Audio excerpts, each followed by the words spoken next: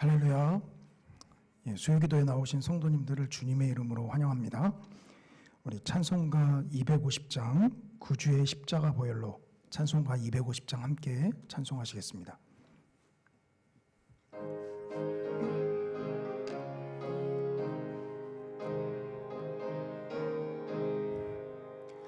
구주의 십자가 보혈로 죄 씻음 받기를 원하네. 내 죄를 씻으신 주 이름 찬송합시다. 찬송합시다. 찬송합시다. 내 죄를 씻으신 주 이름 찬송합시다. 죄악을 속하여 주신 주 내 속에 들어와 계시네. 십자가 앞에서 주 이름 찬송합시다. 찬송합시다. 찬송합시다. 내 죄를 씻으신 주 이름 찬송합시다. 주 앞에 흐르는 생명수 날 씻어 정하게 하시네. 내 기쁨 정성을 다하여 찬송합시다. 찬송합시다. 찬송합시다. 내 죄를 씻으신 주 이름 찬송합시다. 내 주께 회개한 영혼은 생명수 가운데 젖었네. 흠없고 순전한 주 이름 찬송합시다. 찬송합시다. 찬송합시다. 내 죄를 씻으신 주 이름 찬송합시다. 아멘. 우리 찬송가 540장 주의 음성을 내가 들으니 우리 540장 한 장 더 찬송하시겠습니다.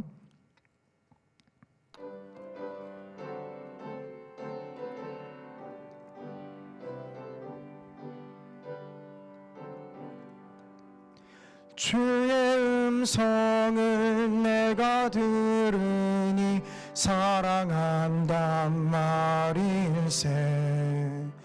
믿는 마음으로 주께 가오니 나를 영접하소서.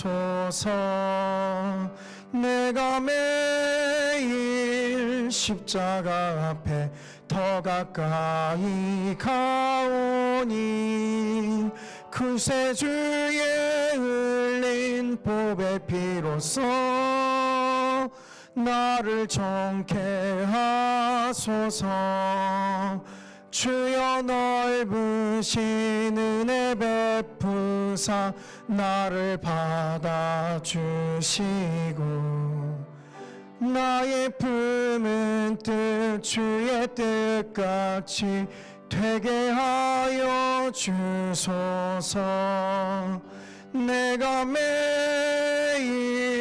십자가 앞에 더 가까이 가오니 그새 주의 흘린 보배 피로써 나를 정케 하소서.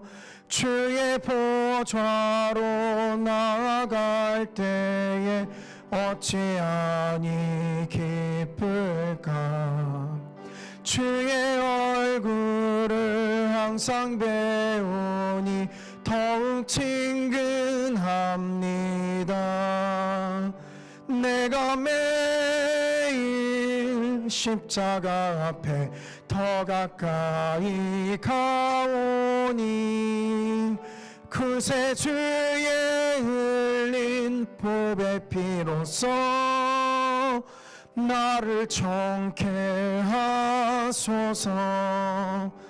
우리 그 주의 넓은 사랑을 증량할 자 없으며 주가 주시는 참된 기쁨도 헤아릴 수 없도다. 내가 매일 십자가 앞에 더 가까이 가오니 그새 주의 흘린 보배 피로써 나를 정케 하소서.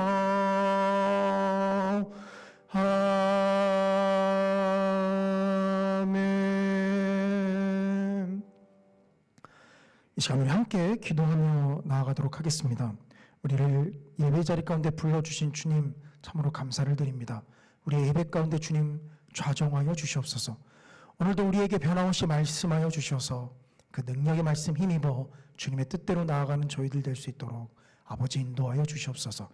부족한 자를 주의 단에 세우셨습니다. 입술에 권세를 더하여 주시고 시작부터 마치는 순간까지 주의 능력으로 함께하여 주시옵소서. 이 시간 우리 주님의 이름 한번 부르짖고 기도하며 나갑니다. 주여, 사랑과 은혜가 충만하신 아버지 하나님 주님 참으로 감사합니다. 아버지 하나님, 이 수요기도에 우리를 나올 수 있도록 주님께서 우리를 부르시며 인도하심을 감사를 드립니다. 아버지 하나님, 부르셨사오니 우리의 예배를 주님 받아주시옵소서. 우리의 예배 가운데 주님 홀로 자정하시며 주님 홀로 높임 받아주시옵시며 우리의 모든 입술의 고백과 찬양을 오직 주님만이 받아주시옵소서. 아버지, 오늘도 그 능력의 말씀으로 주님 역사하여 주시기를 원합니다. 부족하고 연약한 우리의 심령 가운데 주님의 능력으로 말씀하여 역사하여 주셔서 아버지 하나님, 그 말씀의 능력에 힘입어 아버지 하나님의 뜻대로 나아가는 저희들 될 수 있도록 아버지 인도하여 주시옵소서. 생명이 충만하신 아버지 하나님, 주님의 그 능력이 생명 힘입어 아버지 하나님 앞에 나와왔습니다. 아버지 하나님, 그 말씀 가운데 갈급한 심령 주님 아시오니 주님, 전하는 자나 듣는 자나 동일한 은혜 가운데 임할 수 있도록 주님 역사하여 주시옵소서. 아버지 하나님, 이 자리 또한 아버지 하나님 현장 가운데 나오지 못하고 영상으로 예배를 드리는 성도님들 계십니다. 주님, 어디에서 예배를 드리든 동일한 하나님의 은혜가 아버지 하나님 주님의 말씀 듣는 성도님들에게 그 심령 위에 온전하게 임할 수 있도록 주님 역사하여 주시옵소서. 아버지 하나님, 시작부터 마치는 순간까지 주님만을 의지합니다. 성령 하나님 역사하여 주시옵소서.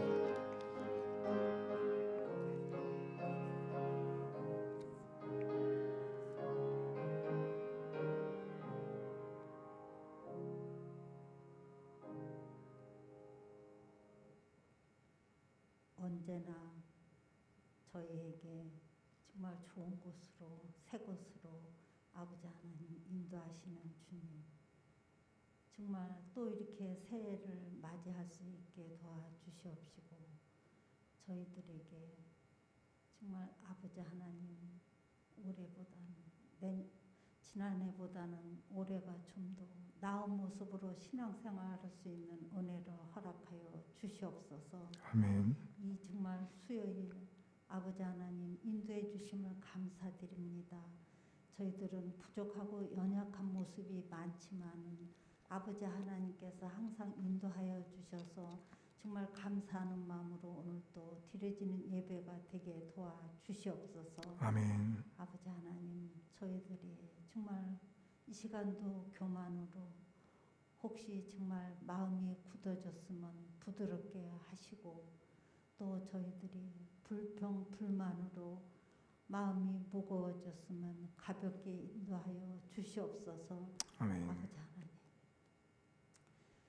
주님께서는 정말 저희들을 항상 인도해 주시지만 저희들은 저희 생각대로 정말 나갈 때가 많습니다. 주님이 인도하시는 길은 틀림이 없다고 하셨는데 저희들이 그 길만을 걸어갈 수 있는 은혜를 허락하여 주시옵소서. 아멘. 모든 일에 긍정적으로 생각하고 감사할 수 있는 시간이 되게 도와주시옵소서.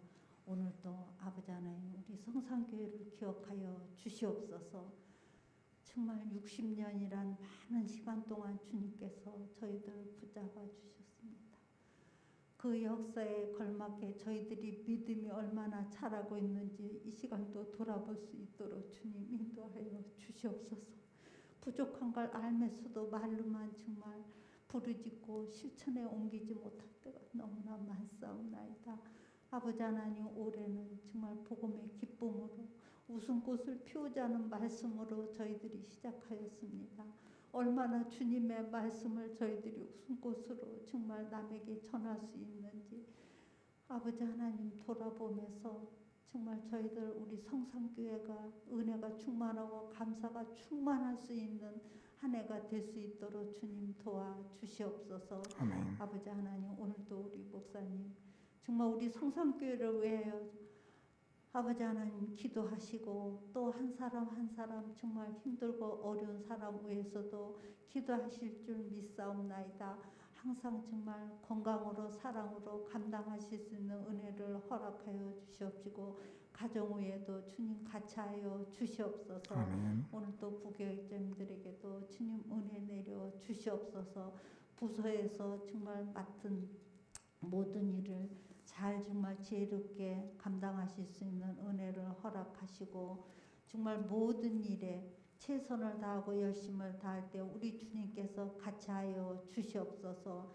오늘도 선교사님들 어느 곳에든 주님의 말씀을 전하실 때 주님이 같이하여 주시옵시고 건강으로 정말 감사함을 항상 정말 느낄 수 있는 은혜를 허락하여 주시옵소서. 우리 성산의 모든 식구들 정말 올해 힘들고 어렵지만은 더 기도할 수 있게 도와주시옵시고 아버지 하나님 앞으로도 정말 힘들고 어려운 일을 겪더라도 기도로서 이겨낼 수 있는 은혜를 허락하여 주시옵소서. 오늘도 이 나라 이 민족을 기억하여 주시옵소서.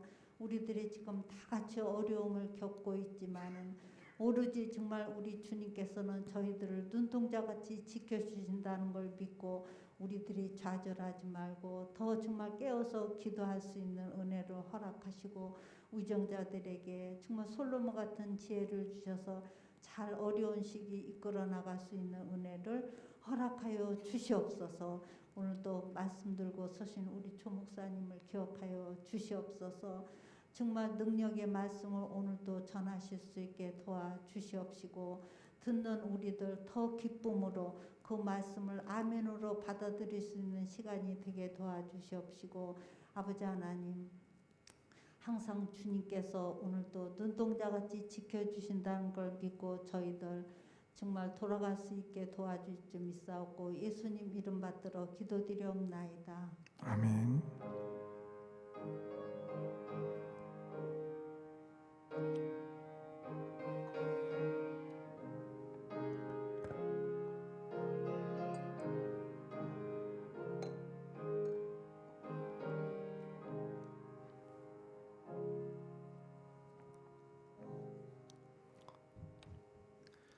이 시간 우리에게 주시는 하나님 말씀은 구약성경 에스겔 43장 1절에서 5절까지 말씀입니다. 제가 가진 성경으로는 구약성경 1220쪽에 있습니다.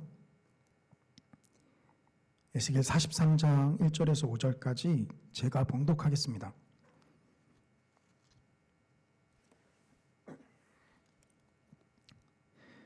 그 후에 그가 나를 데리고 문에 이르니 곧 동쪽을 향한 문이라. 이스라엘 하나님의 영광이 동쪽에서부터 오는데 하나님의 음성이 많은 물소리 같고 땅은 그 영광으로 말미암아 빛나니 그 모양이 내가 본 환상 곧 전에 성읍을 멸하러 올 때 보던 환상 같고 그발 강가에서 보던 환상과도 같기로 내가 곧 얼굴을 땅에 대고 엎드렸더니 여호와의 영광이 동문을 통하여 성전으로 들어가고 영이 나를 들어 데리고 안뜰에 들어가시기로 내가 보니 여호와의 영광이 성전에 가득하더라. 아멘. 오늘 설교는 여호와의 영광이라는 제목으로 하나님의 은혜 나누도록 하겠습니다. 말 그대로 하나님의 영광이 무엇인가에 대한 설교입니다. 설교를 시작하기 전에 성도님들께서 기도해 주셔서 감사하게도 저희 막내는 태어나자마자 신생아 중환자실에 입원을 했었는데요. 그래도 감사하게도 모든 검사 결과 이 신장이 조금 부어 있어서 안 좋았는데 이 정상적으로 소변이 배출된다라는 이 결과를 받고서 퇴원을 했습니다. 그래서 지금 아내하고 같이 좀 조리원에 있고요. 셋째가 입원해 있을 때 계속해서 좀 안 좋은 소식이 이제 들려왔었어요. 이제 직접 코로나 때문에 보지는 못하고 이제 문자로 또 이제 전화상으로만 알려주는데 모두 안 좋다, 모두 안 좋다 이제 계속 이야기를 하니까 마음이 무너져 내렸습니다. 제가 정확하게 기억하는데 저번 주 목요일 날 특히나 금요일 날 퇴원이었는데 이제 목요일까지도 이제 결과가 나오지 않은 상황이었고 계속 안 좋다라는 소식만 있어서 마음이 무너져 내리니까 목사가 마음이 무너져 내린다고 낙담하고 있겠습니까? 무너진 마음 그대로 또 주님 앞에 나아가서 간절히 좀 기도를 했었습니다. 셋째 이름은 하민인데요. 민자는 하나님의 백성이란 뜻은 아니고 우리 첫째 하은이도 하나님의 은혜 아닙니다. 큰 은혜, 뭐 별 차이는 없지만 큰 은혜입니다. 하민이는 하나님의 백성이라는 뜻은 아니고 큰 이제 강함이라는 뜻입니다. 원래 민자는 제가 총명할 민자로 생각을 하고 있었는데 아프다는 소식에 강할 민자가 눈에 계속 들어오더라고요. 그래서 큰 강함이라고 좀 지었습니다. 근데 그렇게 져놓고서 이 무너져 내리는 마음을 가지고 말씀을 보다가 우리 성구영신 예배 때 물론 우리가 그때 영상 예배여서 말씀 카드 뽑기를 직접 못하고 이제 교육자들이 뽑아서 각 가정으로 보내드렸는데요. 저는 교육자인지라 이제 직접 뽑았었습니다. 그래서 뱃속에 있는 셋째도 제가 기도하면서 뽑았었는데요. 그때 말씀이 뭐였지? 라고 하면서 제가 다시 한번 좀 찾아봤었습니다. 이제 사전으로 좀 찍어 놓고 있었는데요. 근데 그때 말씀이 이 에스겔서 말씀이었습니다. 오늘 본문 43장 2절인데요. 이스라엘 하나님의 영광이 동쪽에서부터 오는데 하나님의 음성이 많은 물소리 같고 땅은 그 영광으로 말미암아 빛나니 라는 말이었습니다. 그런데 이 말씀을 처음에 들었을 때는 그래서 도대체 낫겠다는 겁니까 주님? 제가 이 말씀을 읽고서 주님 그런데요 낫겠다는 말씀이신가요? 사실 낫는지 안 낫는지 이 말씀 가지고서는 잘 가늠이 되질 않더라고요. 그냥 하나님의 영광이 드럽다 정도인데 그러다가 제가 문득 제 머리를 때리는 것이 있었습니다. 이 에스겔 이 이름의 뜻인데요. 혹시 에스겔 선지자 이름의 뜻을 아시나요? 이 히브리어 하자크와 하나님을 뜻하는 엘이 합쳐진 이름입니다. 하자크는 강하다라는 뜻입니다. 그러니까 굳이 번역하면 하나님은 강하시다. 근데 제가 그 생각이 머릿속에 드는 순간 한 대 얻어맞는 느낌을 받았습니다. 왜냐하면 제가 그걸 염두에 두고서 강할 민자로 한 게 아니었거든요. 이 강할 민자로 한 건 입원을 처음 했다라는 소식을 이제 듣자마자 총명할 민에서 아직 출생신고를 안 했기 때문에 강할 민으로 제가 좀 바꿨던 것인데 그것이 저에게는 응답처럼 들렸습니다. 여호와 하나님의 그 강하심, 그 강하신 하나님이 우리 하민이를 붙잡아 주실 것이다 라는 것이었죠. 물론 어떤 결과를 확신한 것은 아니었습니다만 그래도 그 말씀 자체로 저에게 응답이었습니다.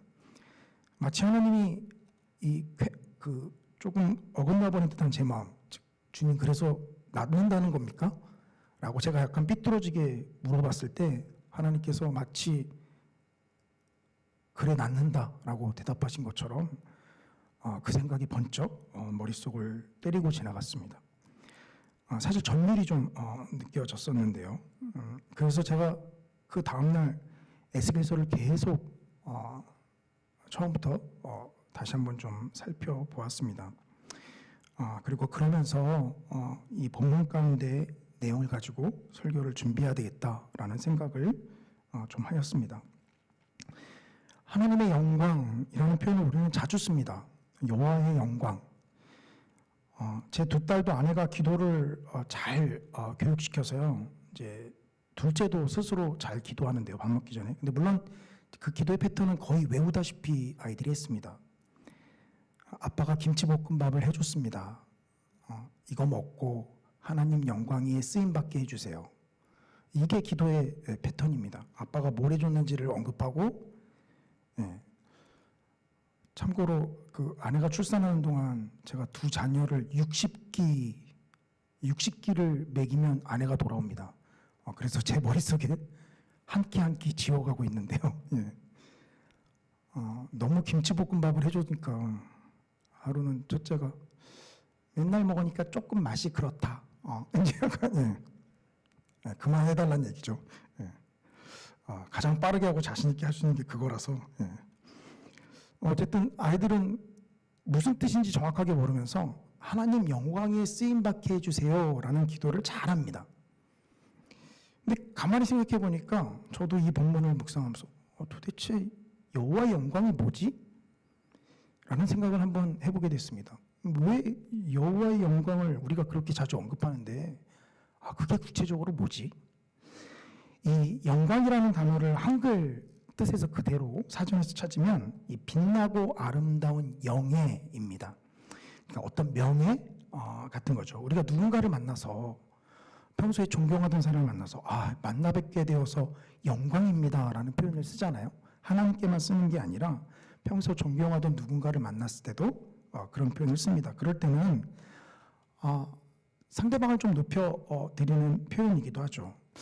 그래서 그런 뜻에 의해서 좀 하나님의 영광, 여호와의 영광을 좀 해석해 보면 하나님의 명예가 드높다라는 뜻인가? 라고 생각이 됩니다. 오늘 본문을 통해서 이 여호와의 영광이 무엇인지, 그리고 오늘날 신약 시대를 살아가는 우리에게 있어서 이 영광이 어떻게 연결되는지를 좀 살펴보고자 합니다. 잘 아시겠지만 에스겔 선지자는 그 사역의 배경이, 그 무대가 이스라엘 백성들이 바벨론의 포로로 끌려간 시기에 그 바벨론에 있는 이스라엘 백성들을 향해서 하나님의 말씀을 전한 선지자였습니다. 본인도 포로로 끌려온 상태에서 포로로 있는 자신의 동포들을 향해서 하나님의 말씀을 전하는 사역을 감당했었죠. 이 열왕기하 24장에 보면 이 여호야긴, 유다왕 여호야긴 왕의 시대에 이 바벨론 느부갓네살이 쳐들어와서 이 왕을 비롯한 이 유다의 여러 고관들을 바벨론의 포로로 끌려가는 장면이 나옵니다. 그렇게 끌어가고 시드기야를 이제 왕으로 세우죠. 에스겔 선지자는 이때 바벨론으로 끌려갔습니다. 그래서 에스겔 1장은 바로 바벨론에 있는 그발 강가에서 에스겔 선지자가 하나님의 환상을, 보좌를 보는 환상으로 시작을 하죠. 즉 그의 배경은, 그의 사역의 배경은 오로지 바벨론 땅이었다라는 것을 우리가 좀 알 수 있습니다. 에스겔 선지자뿐만이 아니라 이 이사야나 예레미야의 이 선지자들도 이 책을 보면 비슷한 패턴으로 흘러감을 우리는 보게 되는데요. 굵직하게 보면 유다와 예루살렘을 향한 멸망이, 심판이 선포가 됩니다. 이제 그러면서 열방에 있는 여러 나라들을 향한 심판도 함께 선포가 되죠. 근데 그것이 끝이 아니라 각 선지서는 마지막 부분에 하나님께서 이스라엘을 회복시키실 것을 또한 약속하십니다. 이 오늘 에스겔서 43장이 이 포진해 있는 부분은 바로 하나님께서 이스라엘을 회복시킬 것을 이야기하는 그 한 부분입니다. 사실 더 정확하게 이야기하면 에스겔 33장부터 회복을 이야기하고 있다라고 보면 되는데요. 이 40장에 오면 이 성전에 대한 환상을 하나님께서 에스겔 선지자에게 보여줍니다. 에스겔은 여전히 이 바벨론 땅에 있는데 하나님께서 그를 유다, 예루살렘에 있는 곳으로 이끌어 가십니다. 환상 가운데 이끌어 가십니다. 그리고 그곳에서 솔로몬이 지어서 무너진 성전도 아니고 수르바벨이 지은 성전도 아니고 하나님께서 환상 가운데 성전을 보여주십니다. 근데 그렇게 성전을 보여주시고 나서 이 오늘 본문 이 43장이 시작이 됩니다. 2절을 좀 다시 한번 좀 읽어드리겠습니다. 이스라엘 하나님의 영광이 동쪽에서부터 오는데 하나님의 음성이 많은 물소리 같고 땅은 그 영광으로 말미암아 빛나니. 제가 방금 읽을 때는 그냥 굉장히 무미건조하게 읽었잖아요. 근데 에스겔 선지자는 사실 이 2절은 감탄을 하면서 그가 마치 소리치듯이 표현하는 것입니다. 한글 성경에는 이 히브리어 감탄사가 번역이 되어 있지 않습니다. 그래서 제가 좀 그 히브리어에서 직역을 해서 이 부분을 좀 다시 한번 좀 읽어드리면, 이게 정말 감탄하는 것처럼 하려고 연습을 좀 하긴 했는데요. 잘 될지 모르겠습니다. 보라! 동쪽에서부터 오고 있는 이스라엘 하나님의 영광. 별로 감흥이 없으시네요. 근데 이게 사실은 제가 해서 그렇지, 에스겔 선지자는 본인도 감탄을 하면서 하나님의 영광이 동쪽에서부터 오고 있다. 봐라! 라고 지금 그가 감탄하면서 놀라듯이 이야기하고 있습니다. 왜 우리는 감흥이 없을까요? 이유는 하나입니다. 어떤 상황에서 하나님이 오시는지 가늠이 잘 안 되기 때문이죠. 사실 이 에스겔 11장 23절을 보면 하나님이 떠나시는 장면이 에스겔 선지자에서 기록이 됩니다. 에스겔 11장 23절인데요. 여호와의 영광이 성읍 가운데서부터 올라가 성읍 동쪽 산에 머무르고. 하나님의 영광이 머물렀다라고 하는데 뭐가 떠나냐라고 생각하실지 모르지만, 원래 하나님은 이 성읍 가운데 이 성막과 성전을 짓게 하신 이유가 무엇입니까? 하나님이 성막과 성전을 통해서 이스라엘 가운데 거하시기 위해서 지으라라고 말씀하신 것이죠. 우리가 출애굽기를 살펴보면서 잘 알고 있는데요. 이 성읍을 성읍 가운데로부터 올라갔다라는 것은 하나님께서 이스라엘 가운데 임재하지 않고 떠나시는 것을 이야기합니다. 그러니까 에스겔 선지자는 이 환상 가운데 하나님이 그 영광이 떠나가는 것을 이미 목격한 상황이었다라는 것이죠. 그래서 도저히 돌아올 것 같지 않던 그 여호와 하나님의 영광이 지금 에스겔 43장 2절에 와서 하나님이 떠나셨던 그 동쪽 문을 통해서, 성전의 동쪽 문을 통해서 하나님이 지금 다시 오고 계시다라는 것입니다. 그러니 얼마나 놀랍고 감격스럽겠습니까? 오늘날 우리는 임마누엘 하신 예수 그리스도로 말미암아 하나님께서 우리를 떠나셨다라는 것은 상상하기 힘듭니다. 그러나 그럼에도 불구하고 제가 셋째 아이의 안 좋은 소식을 듣고서 마음속에 잠깐 절망과 하나님의 떠남을 경험했던 것처럼 대부분의 성도님들은 그러한 상황 가운데 마치 하나님이 우리를 떠나신 것 같은 느낌을 받습니다. 하나님의 영광이 나를 떠나 어디론가 사라진 것 같은 느낌을 우리는 받죠. 가진 노력을 다해서 우리의 힘으로 뭔가 돌파구를 마련해 보려 하지만 역시 구간이 명관이라고 온전한 돌파구는 하나님께서 우리와 함께 하시는 것입니다. 그 영광이 다시 돌아와서 우리와 함께 임하시는 것이죠. 그러니 그 여호와 하나님의 영광이 오는 것을 목격한 에스겔 선지자의 이 마음은 얼마나 놀랍고 또 감탄하였겠습니까? 그래서 사실 제가 읽었던 것보다 더 큰 목소리로 아마 에스겔 선지자는 소리치듯이 여호와 하나님의 영광이 오고 있다라고 이야기했을 것입니다. 그런데 오늘 설교의 주제로 돌아와서, 그렇다면 왜 이렇게 생각해 볼 수 있습니다. 왜 여호와 하나님이 돌아오셨다라고 표현하지 않고 여호와의 영광이 돌아왔다라고 표현하고 있는 것일까요? 반대로 여호와 하나님께서 이스라엘을 떠나셨을 때도 여호와 하나님이 떠나셨다라고 표현하지 않고 왜 여호와의 영광이 떠났다라고 표현하고 있을까요? 직감적으로는 가장 1차적으로는 생각되기를 이스라엘 백성들이 하나님의 말씀대로 살지 못한 것이 하나님의 영광을 가리웠기 때문에 하나님의 떠나셨다라는 것을 하나님의 영광이 떠났다라고 표현하는 것인가 라는 생각이 듭니다.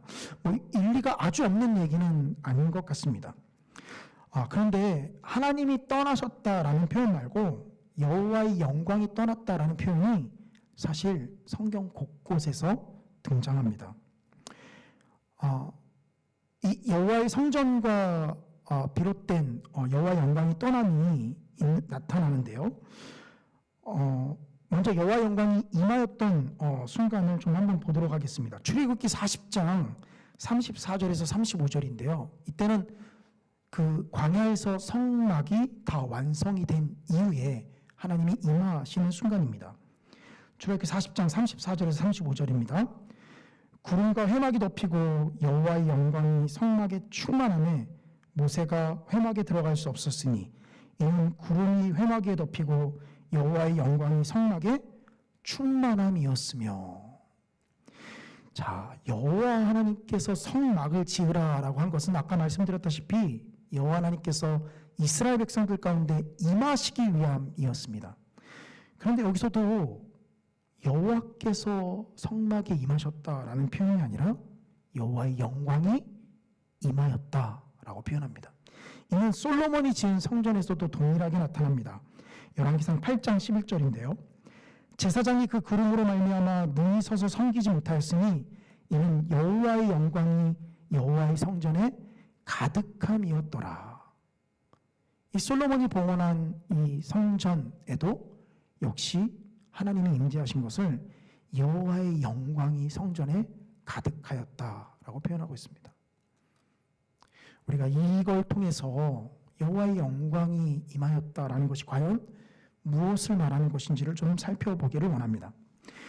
먼저 여호와의 영광이 임하였다라는 것은 우리가 방금 살펴본 이 출애굽기와 열왕기상의 본문을 통해서 꼭 구름과 함께 언급되는 것을 볼 수 있습니다. 제가 좀 그 부분만 다시 한번 좀 읽어드릴게요. 출애굽기 40장 34절에서 35절인데요. 모세가 회막에 들어갈 수 없었으니 이는 구름이 회막 위에 덮이고, 구름이 같이 언급되죠. 열왕기상 8장 11절에도 마찬가지입니다. 제사장이 그 구름으로 말미암아 능히 서서 섬기지 못하였으니, 이 제사장이 섬기지 못한 이유는 뭐 때문이죠? 구름 때문입니다. 아마 구름이 빽빽하게 아주 밀도 있게 가득 차 있기 때문에 능히 서서 섬기지 못했던 것이라 생각이 됩니다. 그런데 그 이유를 뒷부분에서 부연 설명합니다. 이는 여호와의 영광이 여호와의 성전에 가득함이었더라. 그러니까 무엇입니까? 여호와의 영광이 임하였다라는 것은 항상 구름과 함께 언급되고 있습니다.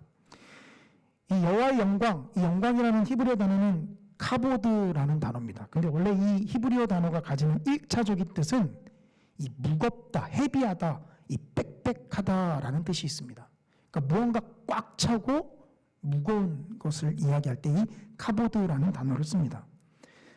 구름이 빽빽하게 임한 것, 그것을 여호와의 영광, 카보드와 연결시킨 것, 이 전혀 무관한 것이라 보기 힘들죠. 그렇다면 여호와의 영광을 왜 구름과 함께 결부지어서 이야기할까요? 이것에 이 여호와의 영광이라는 것이 무슨 뜻인지 힌트가 담겨져 있습니다.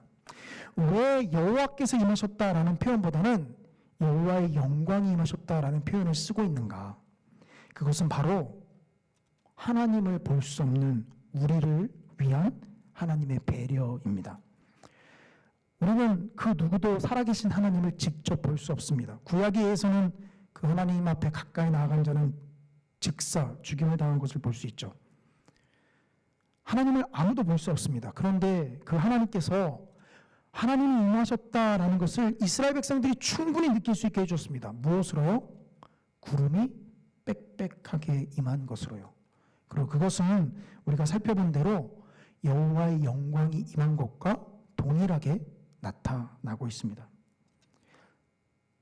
여호와의 영광이라는 것은 하나님의 명예, 또 하나님의 지극히 높으심 정도로 우리가 생각할 수 있습니다. 그런데 하나님께서 그 여호와의 영광이 임하셨다라고 할 때는 우리를 위해서 우리 눈에 가시적으로 보여주시기 위해서 여호와가 임하셨다라는 표현보단 여호와의 영광이 임하였다라고 우리에게 이야기해주고 있습니다. 볼 수 없는 그 하나님을 우리가 볼 수 없으면 우리의 믿음이 흔들리기에, 볼 수 없는 그 하나님을 모세의 말만 듣고 애굽에서 나온 이스라엘 백성들이 그 하나님의 영광이, 하나님이 임하셨는지 안 임하셨는지 아무것도 눈에 보이지 않으면 믿을 수 없기에 그들에게 하나님은 보이지 않지만 빽빽한 구름으로 무언가 저기 임한 것이 확실해 라는 것을 이스라엘 백성들이 느끼게 해준 것이죠. 철저히 우리를 향한 배려다라고 볼 수 있습니다. 그리고 두 번째, 이 여호와의 영광은 또한 우리 눈에 가시적으로 보여지는 것이기도 한데요, 또한 세상을 밝히 비추는 모습으로 나타나기도 합니다. 43장 2절을 좀 다시 한번 읽어드리겠습니다. 이스라엘 하나님의 영광이 동쪽에서부터 오는데 하나님의 음성이 많은 물소리 같고 땅은 그 영광으로 말미암아 빛나니. 하나님의 영광이 성전에 임하였습니다. 이제 44장으로 넘어가면 하나님께서 들어오신 그 동쪽 문을 닫으라라고 이야기합니다. 왜 닫으라고 이야기할까요? 물론 44장에서는 이는 여호와가 들어왔기 때문이다 라고 표현하고 있지만 오히려 그 말은 내가 다시는 이스라엘을 떠나지 않겠다라는 하나님의 굳은 의지처럼 느껴집니다. 그 하나님께서 임하심으로 말미암아 43절 2절 후반절은 무엇이라 이야기합니까? 땅이 빛난다라고 표현합니다. 이 말은 조금 더 원어에 가깝게 해석을 하면 여호와의 영광으로 말미암아 땅이 밝히 보여진다라는 것이죠. 하늘과 다르게 땅은 세속적인 것, 또 온갖 하나님을 적대하는 것들이 충만한 곳으로 종종 언급이 됩니다. 그런데 그러한 땅이 무엇으로 밝히 비춰진다고요? 여호와의 영광으로 밝히 비춰진다라는 것입니다. 하나님께서 모세에게 나타나셨을 때 불타는 떨기나무 가운데 하나님이 나타나셔서 여호와의 영광이 임한 것을 그 불꽃으로 하나님께서 보여주셨습니다. 그리고 또한 출애굽기 24장 17절에는 하나님의 영광을 또한 불로써 표현합니다. 출애굽기 24장 17절입니다. 산 위에 여호와의 영광이 이스라엘 자손의 눈에 맹렬한 불 같아 보였고, 하나님이 산 위에 임하셨는데 그 하나님의 영광이 임한 것이 이번에는 빽빽한 구름이 아니라 무엇으로 나타나고 있습니까? 맹렬한 불처럼 나타나고 있다라는 것이죠. 마치 모세에게 나타나서 불타고는 있지만 가시나무, 떨기나무가 전혀 타지 않은 것처럼 산 정상에 마치 불꽃처럼 하나님의 영광이 임하셨는데 산은 전혀 타지 않는 모습을 이스라엘 백성들이 목격하고 있습니다. 이 모습은 에스겔 선지자를 통해서 오늘 본문 43장 2절에 단순히 하나님이 불로만 임하는 것이 아니라 세상의 어둠을 밝히 비추는 것으로 또한 임하시는 것을 우리에게 보여줍니다. 자, 여기까지 오면 사실 오늘날 이 영광이 우리에게 어떻게 임하였는가라는 것이 신약성경의 머릿속에 사실 금방 떠오르게 됩니다. 아주 유명한 구절입니다. 아마 성도님들께서 암송하고 계신 분들도 계실 텐데요. 요한복음 1장 14절입니다. 말씀이 육신이 되어 우리 가운데 거하심에 우리가 그의 영광을 보니 아버지의 독생자의 영광이요 은혜와 진리가 충만하더라. 여기 보면 아버지의 독생자의 영광이라는 표현을 합니다. 하나님의 영광이 이 독생자의 영광으로 바뀌었다라는 뜻인가? 뭐 그렇게 생각해도 크게 무방합니다만 사실 이 독생자로 번역된 부분은 이 신약성경에서 사실 굉장히 아쉽게 번역된 부분 가운데 하나입니다. 이 독생자라는 이 헬라어는 이 모노게네스라는 헬라어입니다. 이 단어는 물론 이제 홀로 출생했다라는 뜻도 있지만 그와 더불어서 참 독특하다, 이제 영어로는 유니크하다라고 이제 독특한 것을 표현할 때도 이 모노게네스라는 헬라어 단어를 사용합니다. 사실 이게 독생자로 번역하기보다는 이 독특한 뜻을 포함해서 번역하는 게 조금 더 원래 이 요한이 복음서를 기록했을 때 그 의도를 잘 반영하는 것 같은데요. 제가 그 뜻을 넣어서 좀 한번 의역을 해보겠습니다. 말씀이 육신이 되어 우리 가운데 거하심에 우리가 그의 영광을 보니 아버지로부터 온 바로 그 영광이요 은혜와 진리가 충만하더라. 이 독특하다라는 것은 왜 독특합니까? 하나님에게 해당되는 영광이기 때문에 독특한 것이죠. 그래서 그 뜻을 받아서 의역을 좀 해보면 아버지로부터 온 바로 그 영광이다라는 것입니다. 물론 독생자의 영광도 사실 충분히 그 뜻을 살릴 수 있습니다. 그런데 몇몇 사람들이 구약의 하나님과 신약의 하나님을 마치 다르게 바라보는 몇몇 사람들에게 이것은 아주 굉장히 공격하기 좋은 해석이죠. 이거 봐, 구약의 하나님은 사라지고 그냥 새롭게 예수 그리스도가 독생자의 영광으로 바톤을 이어받는 거야. 근데 그게 아닙니다. 예수 그리스도가 받은 그 영광은 어떤 영광이라고요? 바로 아버지로부터 온 바로 그 영광. 우리가 계속 구약 성경에서 살펴봤던 그 여호와의 그 영광, 우리를 위해서 우리의 눈에 가시적으로 보일 수 있게 임하셨고 세상을 밝게 비춰주는 바로 그 영광, 그 독특한 영광을 바로 예수 그리스도께서 바로 가지고 이 땅에 임하셨다라는 것입니다. 여호와의 영광은 무엇입니까? 하나님의 명예라고 일단 우리가 생각할 수 있습니다. 그러나 그것과 더불어 하나님의 영광은 우리로 하여금 보이지 않는 하나님을 보게 해주는 하나님의 은혜의 배려라고도 볼 수 있습니다. 그리고 또한 우리가 그 영광을 바라본 우리가 세상을 밝히 비추는 하나님의 거룩한 통로로 서야만 하는 또한 우리의 사명을 일컫기도 합니다. 그리고 그 사명의 길에 우리만 외롭게 서 있는 것이 아니라 예수 그리스도께서 그 아버지의 영광을 가지고 이 땅에 임하셔서 우리의 구주가 되시고 성령으로 우리 안에 내재하셔서 우리가 그 사역을 외롭게 쓸쓸히 이어가지 않고 항상 그 예수 그리스도를 의지하면서 나아갈 수 있도록 우리를 인도해 주시죠. 여호와의 영광이 임하였다라는 것은 이러한 뜻이 있습니다. 3.1절 날 제가 계속 두 딸과 함께 생활을 하면서 이번에는 그 3.1절의 의미에 대해서 제가 교육을 하기 참 좋은 시간이다라고 생각을 해서 그 10시에 기념행사를 이제 틀어놓고 무슨 의미인지를 좀 설명하기 시작했습니다. 역시 우리 둘째는 장난기가 많아서 아빠가 무슨 설명을 하든 그냥 자기 갈 길 갔고요. 그래도 첫째는 제법 알아들으면서 상당히 심각하게 받아들였습니다. 그러다 보니까 3.1운동을 전개했던 기독교인들, 그리스도인들에게까지 이야기가 나아갔고, 그리고 그때 당시 총칼 앞에 힘없이 쓰러졌던 믿음의 선배들 이야기까지 나아가게 됐습니다. 범위가 되게 제가 이게 직업병이 발휘가 돼서 딸을 앉혀놓고 설교를 한 것 같은데요. 반응이 없었으면 저도 아마 그만했을 것입니다. 그런데 계속 첫째가 관심을 가지고 물어보길래 그때 그렇게 하나님 믿으면 기독교인들을 죽이고 그랬다. 그러다 보니까 첫째가 번뜩 이런 얘기를 하는 거예요. 아빠는 그럼 어떻게 할 거야? 아빠는 어떻게 할 거예요? 너무 갑자기 그런 질문을 하면 목사인 저도 당황스럽습니다. 근데 애써 태어났죠.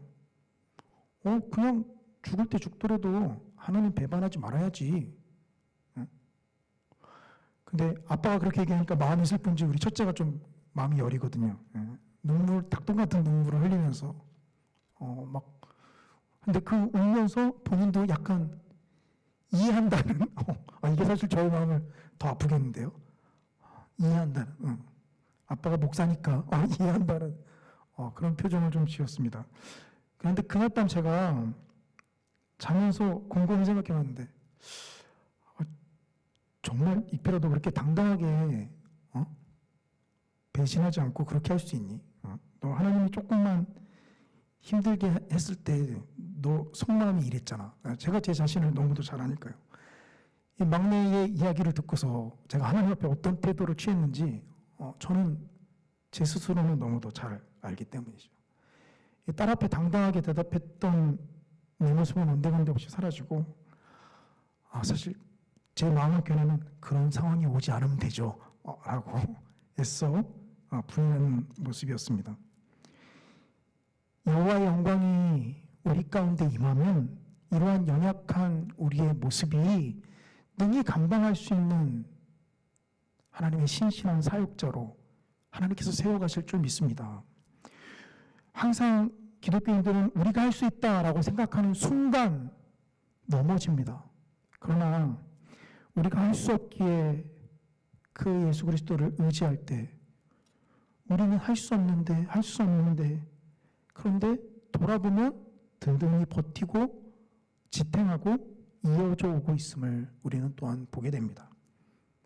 아버지의 독생자의 영광이 우리 가운데 임한 것이며 그 은혜와 진리가 우리 가운데 충만하기 때문이죠.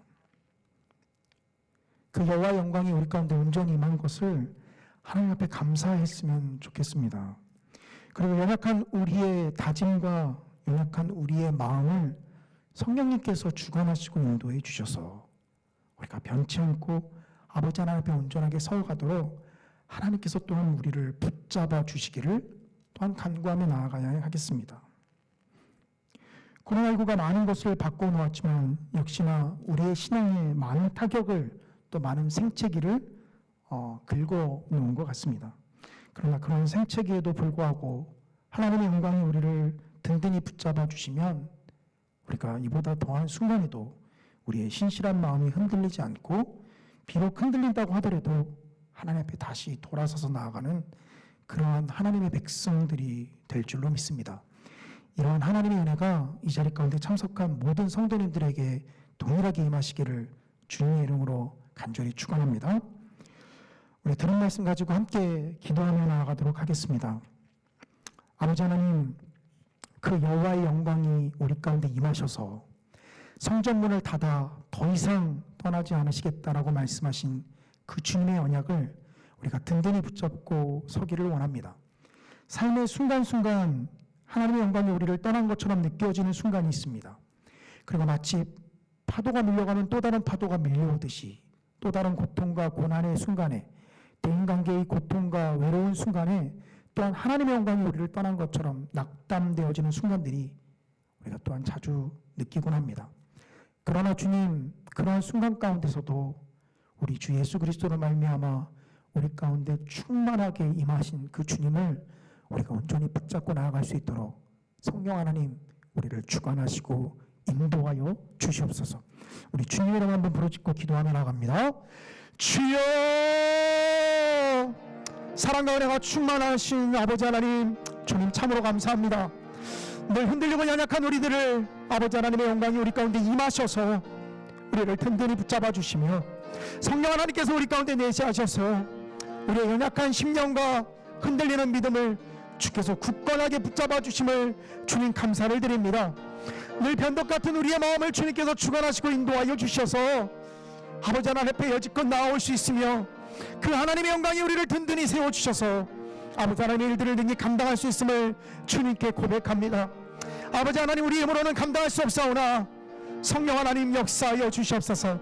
우리 힘으로는 막힌 그 담을 뚫을 수 없사오나 성령 하나님 인도하여 주시옵소서. 하나님의 영광이 우리 가운데 충만하게 임하여 주셔서 아버지, 우리가 그 주님을 온전히 바라보며 나아갈 수 있도록 인도하여 주시며 아버지 하나님, 그 영광으로 말미암아 세상을 비추며 나아가는 아버지 저희들 될 수 있도록 주님 주관하시고 이끌어 주시옵소서. 살아계신 아버지 하나님, 여호와 하나님의 그 영광이 우리 주 예수 그리스도로 말미암아 우리 가운데 충만하게 임하심을 주님 감사를 드립니다. 아버지, 이스라엘 백성들이 구름으로 또 불로 임하였지 않았으면 하나님을 목도하지 못하였던 것처럼 아버지 하나님, 성령 하나님께서 우리 가운데 내재하고 계시는데 주님, 우리가 느껴지지 않는다 하여 또 보이지 않는다 하여 우리의 믿음이 흔들리고 낙담하는 순간들을 자주 경험합니다. 아버지, 이러한 연약한 것까지 주님 우리를 붙잡아 주시기를 원합니다. 살아계신 아버지 하나님, 우리의 체질을 아시는 주님, 우리가 먼지와 같을 뿐임을 아시는 아버지 하나님, 아버지 하나님께서 우리의 연약함을 아시사 주님 우리를 든든히 붙잡아 주시며 아버지 하나님께 맡겨주신 그 길 가운데 우리가 능히 설 수 있도록 주님 역사하여 주시옵소서. 이 시간 예배 가운데 참석하지 못한 성도님들, 또 아버지 하나님 영상으로 예배를 드리는 성도님들에게도 주님 동일한 은혜가 임할 수 있도록 아버지 하나님 역사하여 주시옵소서. 감사하며 모든 말씀 우리 주 예수님의 이름으로 기도합니다.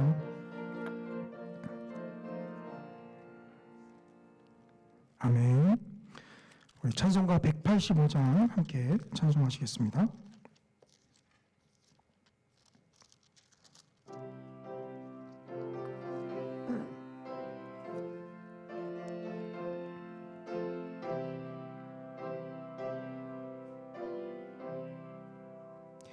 이 기쁜 소식을 온 세상 전하세. 큰 환난 고통을 당하는 자에게 주 믿는 성도들 다 전할 소식은 성령이 오셨네. 성령이 오셨네. 성령이 오셨네. 내 주님 보내신 성령이 오셨네. 이 기쁜 소식은 온 세상 전하세. 성령이 오셨네. 만왕의 왕께서 저 사로잡힌 자 다 구원하시고 장자유 주셨네. 승리의 노래가 온 성에 들리니 성령이 오셨네. 성령이 오셨네. 성령이 오셨네. 내 주님 보내신 성령이 오셨네. 이 기쁜 소식을 온 세상 전하세. 성령이 오셨네. 한없는 사랑과 그 크신 은혜를 늘 의심하면서 안 믿는 자에게 내 작은 입으로 곧 증언하리니 성령이 오셨네. 성령이 오셨네. 성령이 오셨네. 내 주님 보내신 성령이 오셨네. 이 기쁜 소식을 온 세상 전하세. 성령이 오셨네. 아멘. 몇 가지 교회 소식 말씀드리고 예배를 마치도록 하겠습니다. 사회적 거리두기 단계가 2주간 그대로 유지됨에 따라 예배당 허용 좌석의 20%까지 예배를 드릴 수 있습니다. 우리 교회 경우 한 예배에 80명까지 예배를 드릴 수 있는데요. 평소 우리가 정상적으로 예배를 드리는 상황에 준하지 않나 생각이 됩니다. 몸이 불편하시거나 또 건강이 안 좋으신 성도님들 말고 현장에 나와서 예배를 함께 드렸으면 좋겠습니다. 우리 성산 아카데미 시작을 합니다. 이 다음 주 화요일부터 시작을 하는데요. 로마서 부분을 좀 자세히 살펴보려고 합니다. 그 확진자가 변동적이기 때문에 줌을 통한 온라인으로 진행을 하고요. 이 8주간의 기간 동안 진행을 합니다. 특히나 이번에는 직장 다니셨던 분들 중에 왜 오후에 하지 않느냐 하시는 분들도 계셔서 이 오전과 오후로 좀 나눠서 신청을 받도록 하겠습니다. 로마서에 통하여서 복음을 더 깊이 체험하고 싶은 성도님들은 신청하셔서 참석해 함께 해주시면 감사하겠습니다. 그 외 다른 소식들은 우리 주보를 참조하시면 될 것 같습니다. 우리 주님이 가르쳐 주신 기도로 예배를 마치도록 하겠습니다. 하늘에 계신 우리 아버지여, 이름이 거룩히 여김을 받으시오며 나라에 임하옵시며 뜻이 하늘에서 이룬 것 같이 땅에서도 이루어지이다. 오늘날 우리에게 일용할 양식을 주옵시고 우리가 우리에게 죄 지은 자를 사하여 준 것 같이 우리 죄를 사하여 주옵시고 우리를 시험에 들게 하지 마옵시고 다만 악에서 구하옵소서. 대개 나라와 권세와 영광이 아버지께 영원히 있사옵나이다. 아멘.